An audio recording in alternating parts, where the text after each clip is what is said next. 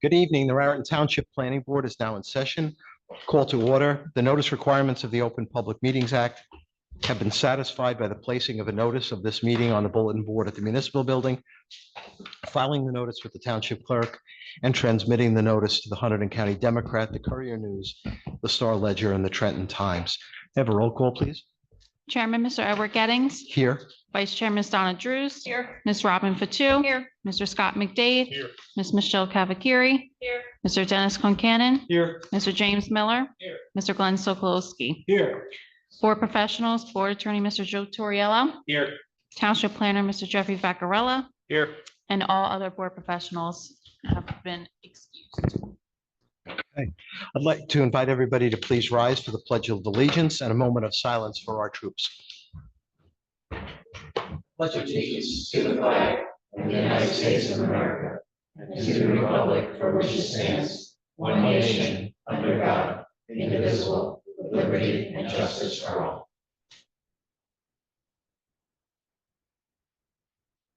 Thank you, everyone. Okay. Before we get started, I guess I should mention that on the agenda this evening, if anyone is here for this, for the public hearing on Diamond Nation LLC, that has been adjourned to the September 24th, 2025 meeting. Without need for further advertisement. Thank you. Okay. Figured if I didn't say it, Steve. You would. I saw it. Okay. In terms of comments and reports, I don't have any report this evening. Any board comments this evening? Anything anyone would like to bring up? No. Okay. Engineers' comments. We don't have Rakesh for this evening. Planners' comments. Jeff, anything for us? Not at this time. Okay, thank you. Attorney's comments, Mr. Torriello? Nothing to add. Okay. Correspondence, discussions, and recommendations. There is something related to the application that was adjourned for this evening. It has to do with, and Councilperson Fatu brought this up earlier. If we could have some discussion on how we arrive at the count for parking spaces in a case like the Diamond Nation. How do we get to that number? Because it's not clearly defined. Yeah, I think in reading the traffic report that was provided for the application, there was mention of concern around the overflow parking and what would happen to that as a result of this application being approved. And I don't think all of us are well educated. I know I'm certainly not on the steps that it takes to, and I think this will address many of the questions that we've heard across the planning board, especially for unique property that the overflow parking serves, which is across the street at the Diamond Nation facility, is how is the occupancy calculated? Who does that? How is it done? And then, you know, knowing the experience that we've had over the years in the expansion of that facility, how does that then result in the number of overflow spaces that would be required to ensure on a max capacity day adequate parking, just to have a more methodical approach than was existing in the previous applications to compare to what the number is in the existing overflow, so that would the storage facility be approved and would the overflow parking be eliminated, there would be confidence in this planning board that the proper number of spaces would then be accommodated at a different location, wherever that would be. But I think that was the underlying question that was heard consistently. And so if we could get educated on that, I think we would be a long way ahead of then being able to hear the application in full and being able to move forward properly with, you know, an approval or not related to that application. So that's what I had heard consistently. And I thought that was worthy of a conversation and a point of education this evening so that we can move this along.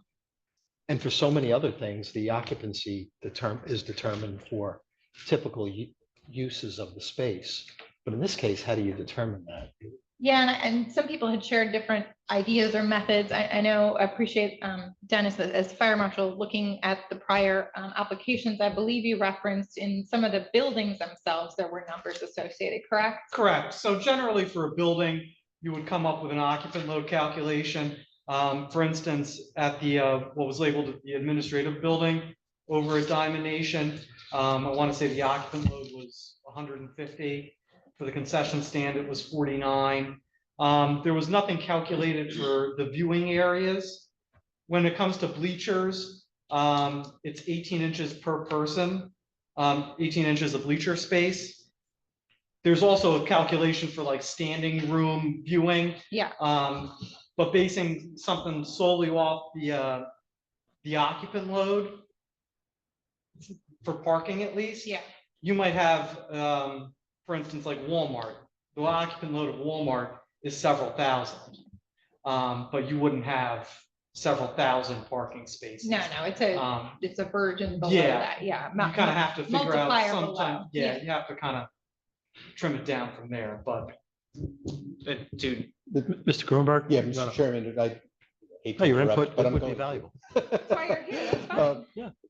Because the public hearing has been adjourned, it really wouldn't be appropriate for us to be having a detailed conversation about this right now in terms of the specifics of the Diamond Nation property. But we understand the board's concerns. That's why we continued the meeting, and we're going to work with the board's professionals and particularly Jay Troutman to provide you with a number that will hopefully satisfy your board's professionals so that they can educate you on that. But I don't want to get too far in the nitty gritty on this because we No, just continued the I agree. application. We're not going to, but I wanted, there was a lot of email exchanges today, and Rob and I had a lot of conversations with Jeff. And I didn't want to step on everybody in terms of sharing concerns, but my philosophy on this is, like every application, that's why this board has professionals. So it's really not for this board. We don't have to figure out the methodology. We've identified the issue. Mhm. The issue is this board needs to be informed as to the specific number and to have confidence in it. So we should just task Jay to work. And if Jay can't do it, and I don't know this is the case, but hypothetically, if Jay says, well, the construction and design, it would be an architect. that would Right, do that's that. what we It want to would be understand. We don't have to. Okay. Jay will lead it, and if Jay can't do it, Perfect. Jay will say, I need to get an architect. He does what he needs to do offline. We just tell Jay, you are tasked with giving us a number. And if you can't do it, if he can't do it, it would be on him to say, that's not my sandbox. We need to hire an architect, or we need to whatever. But that process will be like in every other process, the board's professional will do what it needs to do. It'll generate a report.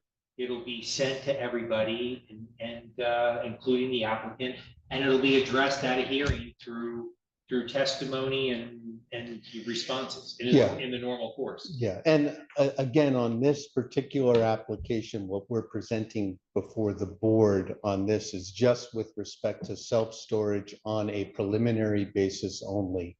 And we had committed in correspondence, even just to start this public hearing, that we understand that the resolution of overflow parking would be a condition of any approval. Understand that the board wants a number, or has an idea about a number.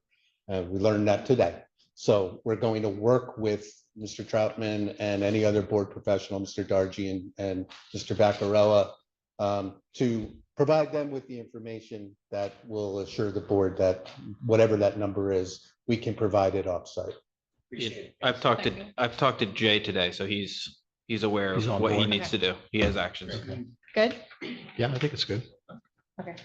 I think it was really just brought up to let everybody know that we're trying to just understand it. Yeah. Not get into Diamond Nation specifically, but that it brought up these things that, hey, maybe we don't understand how this works. Agreed. That's all. Well said. All right, perfect. Thank you. Okay, very good. Thanks for Just want to bringing it make up. sure everybody heard the same thing at one Yes. time. Very good. And thanks for your All input. clear. Okay, we do not have any minutes to approve this evening, nor do we have any resolutions. Citizens' privilege, if there's anyone here this evening who would like to address the board on any item other than what's further down on the agenda, now would be the time to do so. You can step up to the microphone. There being nobody, we can move on to public hearing, Monique and Joshua Robinson. This is a time extension request to file the subdivision deeds, block 71, lot 20, 267 Rayville Road. We were together on this back in November, and we had agreed at that time to extend it to the end of June. So, Thank you, Mr. Mr. Gruenberg. Chairman. Stephen Gruenberg, on behalf of the applicants, we're essentially done. We had actually had the deeds signed and delivered to the board for execution. And Mr. Dargy's office had some minor comments with respect to the deeds, the meets and bounds descriptions of the deeds. I believe they've already been approved by Mr. Sordillo in terms of the conservation easement. And I think Mr. Torriello even agreed with the form of the deeds. I think it's just that the meets and bounds descriptions needed to be corrected. We're already in the process of doing that, but it necessitated me sending my June 20th letter asking for a 90-day extension just for that to be able to take place. This is pretty straightforward extension. Any comments from the board? Any questions? Pretty straightforward. Appreciate it. Nobody here from the public other than you good folks. You feel free to stand up and say something if you want. What, It's what just date, very anxious to get this. Yeah, I bet you are. what date are you requesting? 90 days from today. So don't say I don't even what's the expect it date? to take that long, but I'm just don't want to come back. Yeah, we always do that. More than you need. Yeah, ask for more. Okay. Can I have a motion, please, to approve the time extension request to the files Motion. subdivision deeds? Motion. Second. Chairman, Mr. Edward Gettings. Yes. Vice Chair, Ms. Donna Drews. Yes, Ms. Robin Fatu. Yeah. Mr. Scott McDade. Yes. Mr. Dennis Concanon. Yes. Ms. Michelle Cavacari. Yes. Mr. James Miller. Yes. I'm going to have to revise the deeds to include the board's actions so that they can get recorded. So we'll give you new deeds with that. Okay, very Great. Thank you all very much. Very good. Thank Appreciate you. it. Thank you. Okay.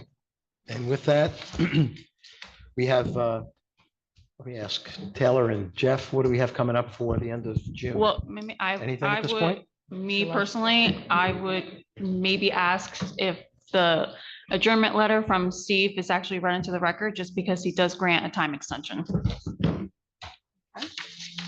Do that.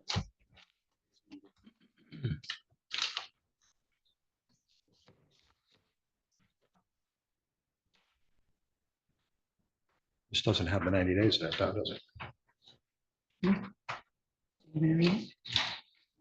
Oh, it's this one I'm looking at. the other one. Yeah. yeah, Yeah, so what I have in front of me is correspondence from Gruenberg Law Office, Mr. Stephen P. Gruenberg.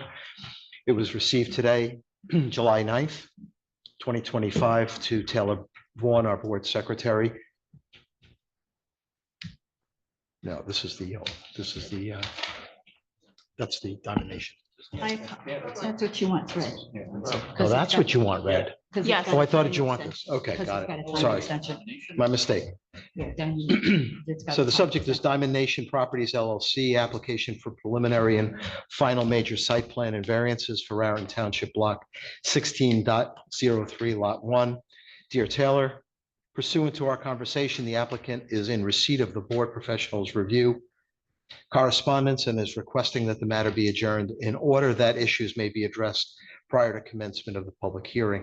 I understand that the matter will be adjourned to the September 24th, 2025 meeting date without the need for new notice of hearing. Accordingly, we hereby extend the time period for the board to act on this application through the end of October 2025. If you require any additional information, please feel free to contact me. Very truly yours, Stephen P. Gruenberg, attorney at law. Good, Taylor? Mhm. Okay. All right, we were just talking about the other one. I thought that's the one going into the motion. Yeah. Okay, So do we have anything on for July 23rd, Taylor? We do not at this time. As of right now, there are Okay. some capital review applications that may be on. I will not be at that meeting. I'm good. There's possibility that it could be scheduled, but at this time, we do not have the materials. So Yeah. that's why it's not on the agenda. Yeah, they don't have to notice. We just need the materials and they'll have to present. It's Votech and Hunter and Central. Okay, Okay. well, good.